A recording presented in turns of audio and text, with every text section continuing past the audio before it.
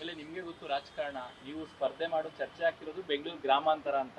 ಅಲ್ಲಿ DK brothers ಇಷ್ಟು ವರ್ಷ ನೀವು ಮಾಡಿದಿರಂತ ಸಾಧನೆಗಳನ್ನ ಚುನಾವಣೆ ಸಂದರ್ಭದಲ್ಲಿ ರಾಜಕಾರಣ ಹೆಂಗಿರುತ್ತೆ ಅಂತ ನಿಮ್ಗೆ ಗೊತ್ತು. ಅದೆಲ್ಲವನ್ನ ಸ್ವೀಕಾರ ಮಾಡಕ್ ರೆಡಿ ಇದಾರ ಮಂಜುನಾಥ್ ಅವರು ಅನ್ನುವಂಥದ್ದು.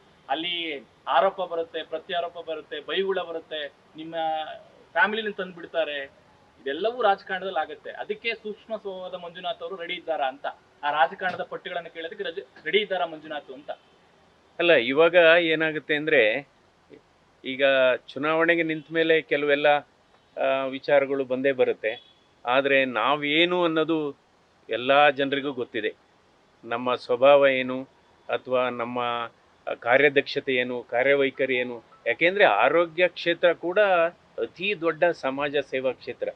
ಇವತ್ತು ಈ ರಾಜಕೀಯದ ಪ್ರವೇಶ, ಇದರ ಮೂಲ ಉದ್ದೇಶ ಇದು ನಮ್ಮ ಸೇವೆಯನ್ನು ಇನ್ನೂ ವಿಸ್ತರಿಸುವಂಥ ಒಂದು ಮನೋಭಾವ ಅಷ್ಟೇ.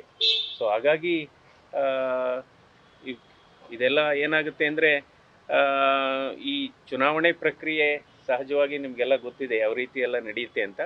ಬಟ್ ಆದರೆ ನಾವು ಇವತ್ತು ನರೇಂದ್ರ ಮೋದಿಯವರ ಜನಪ್ರಿಯತೆ ಹಾಗೂ ಹಿರಿಯವರಾದಂಥ ನಮ್ಮ ಸನ್ಮಾನ್ಯ ಯಡಿಯೂರಪ್ಪನವರ ನಾಯಕತ್ವ, ಹಾಗೂ ಕೂಡ ಸನ್ಮಾನ್ಯ HD ದೇವೇಗೌಡರ ಮತ್ತು ಕುಮಾರಸ್ವಾಮಿಯವರ ನಾಯಕತ್ವ ಮತ್ತು ಅವರ ಸಲಹೆಗಳು, ಸೊ ಎಲ್ಲ ಒಟ್ಟಾರೆಯಾಗಿ ಕೆಲಸ ಮಾಡತಕ್ಕಂಥ ಒಂದು ಕಾರ್ಯಕ್ಷೇತ್ರ ಈ ಲೋಕಸಭಾ ಚುನಾವಣೆ ಆಗಿದೆ.